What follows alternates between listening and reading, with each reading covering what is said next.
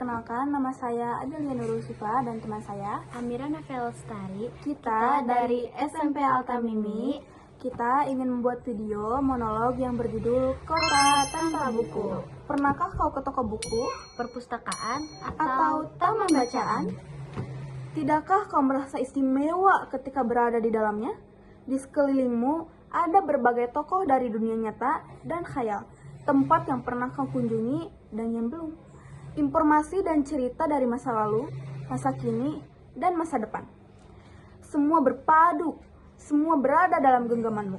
Saat berada di antara buku, tidakkah kau merasa menjadi raja dan ratu? Ruang dan waktu seolah menyatu tanpa batas. Kau bisa terbang melintasi sekat negara dan melewati berbagai zaman. Kau bisa menyelam ke dalam samudra, melayang di angkasa, bercanda dengan aneka satwa, dan berkelana di tengah padatnya kota, juga di rimba raya. Kau tahu, buku adalah jendela dunia, kunci pengetahuan dan pintu wawasan. Muhammad Hatta sang proklamator berkata, "Aku rela dipenjara asalkan bersama buku, karena dengan buku, aku bebas." Melalui buku, manusia terbebas dari ketidaktahuan. Tempat-tempat yang dipenuhi buku adalah harapan berkembangnya pengetahuan dan wawasan. Apa jadinya jika kota tanpa buku? Pantaskah dia disebut kota? Di kota itu mungkin kabar datang dari sumber lain, dari koran, televisi, atau internet. Mungkin informasi dan cerita datang dari cerita nenek moyang, bagai dongeng-dongeng sebelum tidur. Irama warganya pun tiada beda, bangun pagi, bertebaran di muka bumi untuk berbagai keperluan. Untuk kembali pulang siang atau sore harinya, setelah itu mereka berangkat tidur dan memulai lagi hari berikutnya. Semua serupa. Di kota itu, mungkin ada bangunan bernama perpustakaan. Di dalamnya, buku-buku berderet dalam rak tak terjamah. Tiada tangan meraih dan membuka halaman demi halaman dengan sukacita.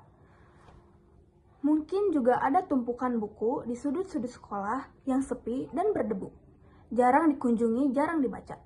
Buku-buku di sana terongkok tanpa nyawa. Bagaimana dengan kotamu? Jika ada, apakah tempat itu menjadi wadah berkumpulannya anak-anak dan warga, menjadi pusat berkembangnya wawasan dan pengetahuan, atau hanya menjadi pajangan? Maukah kau menjadi orang yang menghidupkannya? Kau bisa mengunjungi dan mengajak teman-teman membaca dan berbagai cerita di sana. Jadikan tempat itu sumber kegembiraan dan pengetahuan.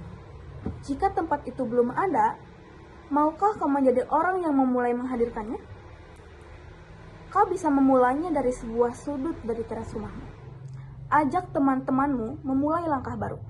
Jangan biarkan waktu berlalu tanpa buku. Siapapun dirimu, bersahabatlah dengan buku. Dia akan menjadi teman setiamu sepanjang waktu. Itu dia monolog yang kita bacakan. Terima kasih sudah menonton. Sekian dan terima kasih. Dadah.